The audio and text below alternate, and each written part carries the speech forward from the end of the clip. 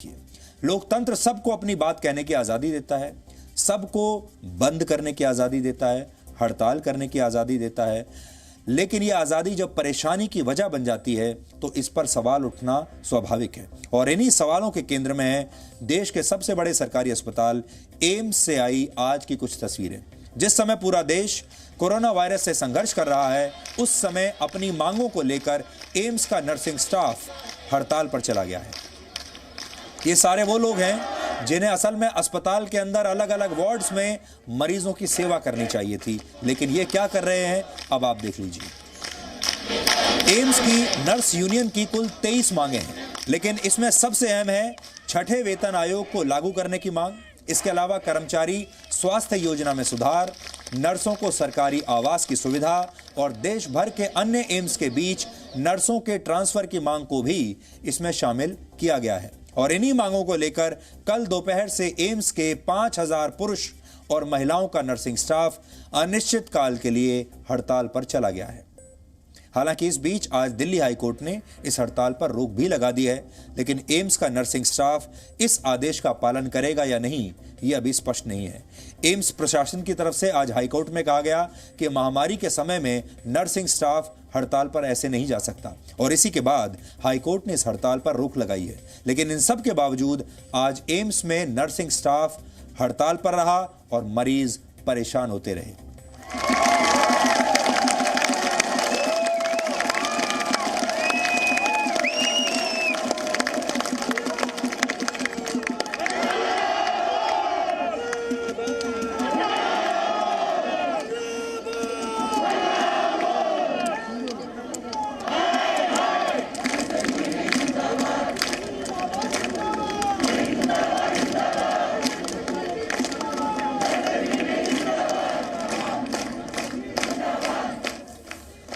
यहां पर हम ये बिल्कुल नहीं कह रहे हैं कि ये नर्सों की मांग नहीं सुनी जानी चाहिए, जो स्वास्थ्य कर्मचारी हैं इनकी मांगें नहीं सुननी चाहिए। ये वो लोग हैं जो कितने महीनों से देश के लोगों और इस नई महामारी के बीच दीवार बनकर खड़े हुए हैं, इसलिए पूरा देश इनका सम्मान करता है, पूरा देश इनके लिए तालियां बजाता है।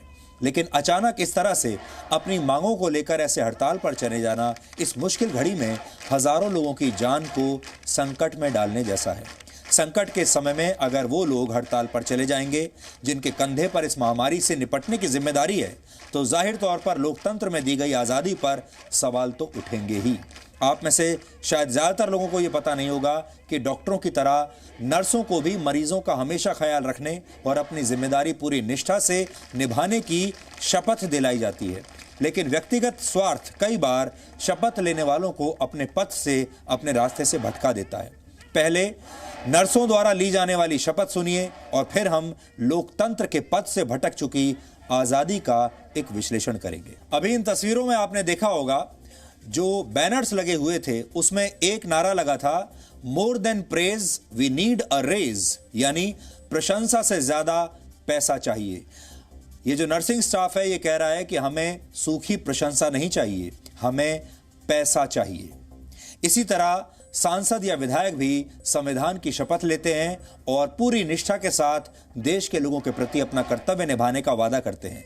लेकिन हमारे देश में ना तो संविधान की शपथ का कोई मूल्य रह गया है और ना ही स्वास्थ्य कर्मचारियों की शपथ का कोई मूल्य है, क्योंकि लोग अब इस शपथ को गंभीरता से नहीं लेते बल्कि इसे सिर्फ एक फॉर्मेलिटी समझते हैं। यानी लोकतंत्र में जिस चीज को सबसे आसानी से तोड़ा जा सकता है, जिस चीज को सबसे आसानी से भुलाया जा सकता है, वो है शपथ। और उस शपथ की अब ऐसा लगता है जैसे कोई कीमत नहीं रह गई है। कोरोना वायरस इस साल का ही नहीं बल्कि शताब्दी का सबसे बड़ा स्वास्थ्य संकट है, और इस विपदा के मौके पर अपने स्वार्थ को ऊपर रखना कहीं से भी नैतिक नहीं है।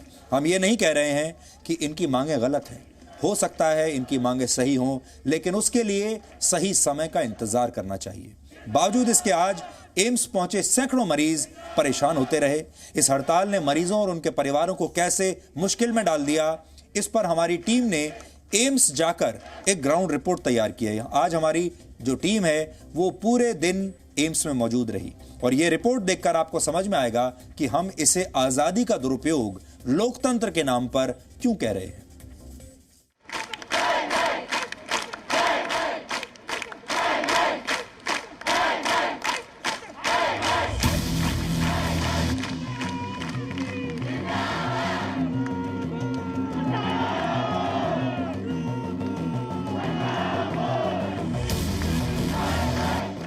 एम्स नर्सिंग यूनियन अनिश्चितकालीन हड़ताल पर है।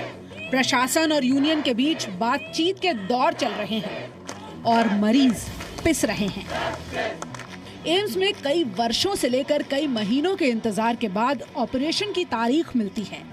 हफ्तों के इंतजार और लंबी कतारों से जूझकर टेस्ट की तारीख मिलती है, लेकिन महीनों बाद मिली तारीख आज मिनटों में बेकार हो गई।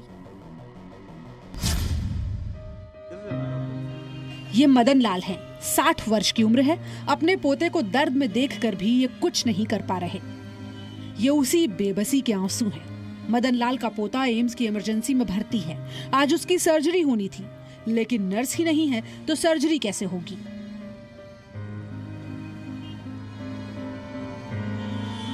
आज की डेट दी थी जी कल उन्होंने, कहता 14 तारीख को ये मंगलवार को ऑपरेशन होगा। खून दिया 5 बोतल तो खून का दिया है उसे। अच्छा, रात को पूरी तैयारी हुई है? हाँ जी हाँ जी, सुबह कह रहे हड़ताल होगी। जब खून देना पड़ रहा है तो आप सोचिए वो बीमारी कितनी खतरनाक होगी। हाँ जी, तो खतरनाक जब ये काफी खतरनाक बीमारी। एम्स में नर्सिंग स्टाफ की हड़ताल की वजह से सर्जरी पर असर पड़ा है। डॉक्टर्स भी फैसला नहीं ले पा रहे कि आखिर मरीज को सर्जरी की अगली तारीख क्या दी जाए।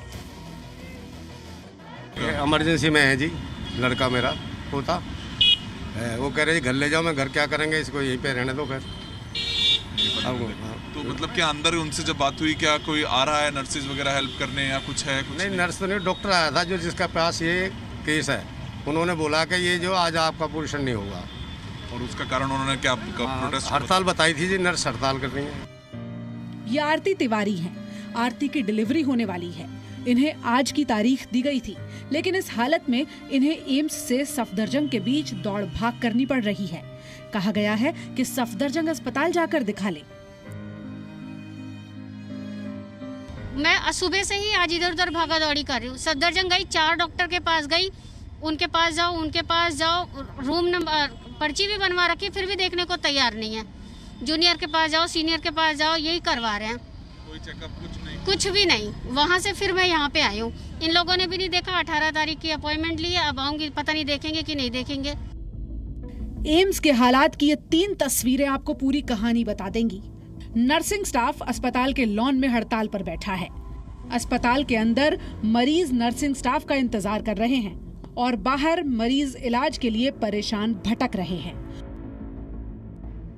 मरीजों की परेशानी देखकर पहली नजर में यही लगता है कि नर्सिंग स्टाफ मनमानी कर रहा है, लेकिन उनकी भी अपनी कुछ मजबूरियां हैं।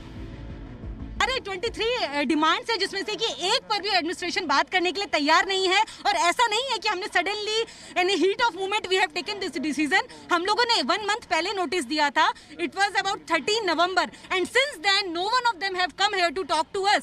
हम बहुत मजबूरी में ये कदम उठा रहे हैं और हम लोग नहीं चाहते कि ये जो हमारी स्ट्राइक है वो आगे बढ़े और इससे मरीजों को नुकसान पहुंचे। नर्सिंग स्टाफ की एम्स प्रशासन के खिलाफ नारेबाजी के पीछे उनकी 23 मांगे हैं, जिन्हें नहीं माना जा रहा। हमारी जो डिमांड है कोई भी नई डिमांड नहीं है। कोरोना के आने से पहले केंद्रीय स्वास्थ्य मंत्री और हमारे डायरेक्टर सर ने जो डिमांड मानी थी, उन्हीं डिमांडों को हम रिपीट कर रहे हैं, क्योंकि इधर हम लोगों की सेवा कर रहे थे, उधर ये लोग साइलेंटली हमारा नुकसान कर रहे थे। इसलिए कोई पे हाइक की बात नहीं है, नया पैसा नहीं मांगा जा रहा, नई डिमांड कोई नहीं है। इन मांगों पर बातचीत पिछले 1 वर्ष से चल रही है, लेकिन अभी तक कोई नतीजा नहीं निकल सका है। अब दिल्ली हाईकोर्ट ने कह दिया है कि कोरोना के वक्त में नर्स हड़ताल नहीं कर सकते। एम्स के निदेशक ने नर्सिंग यूनियन से अपील भी की है और कार्रवाई की धमकी भी दी है।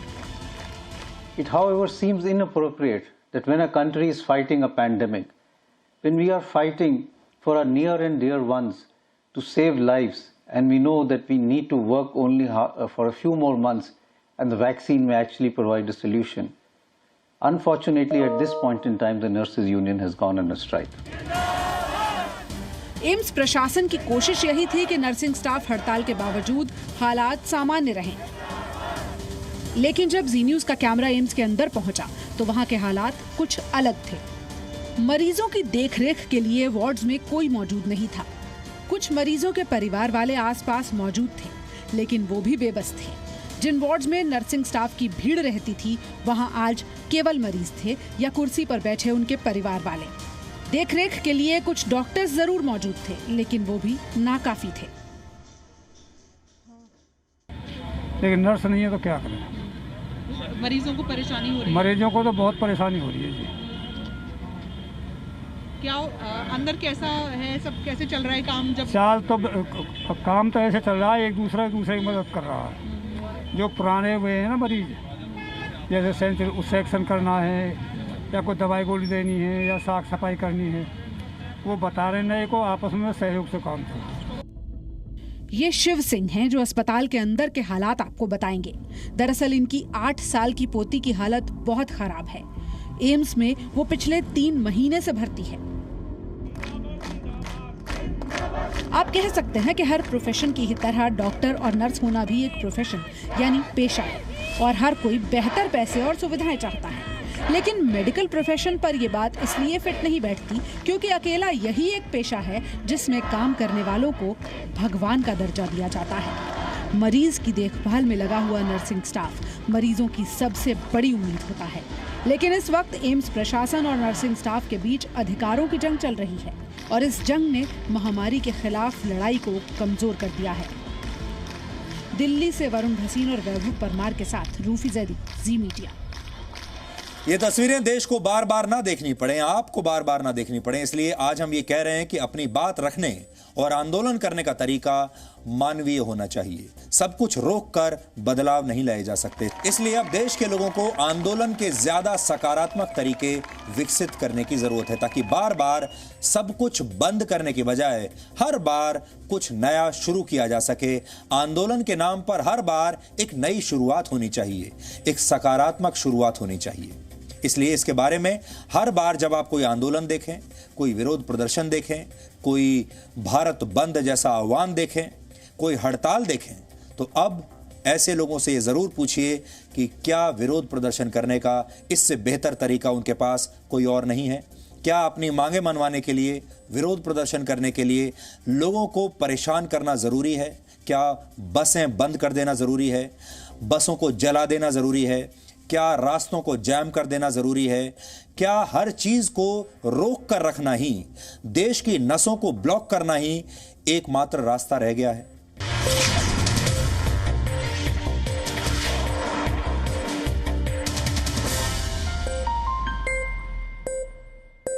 Presenting B News app, available on Google Play and App Store. Download it now.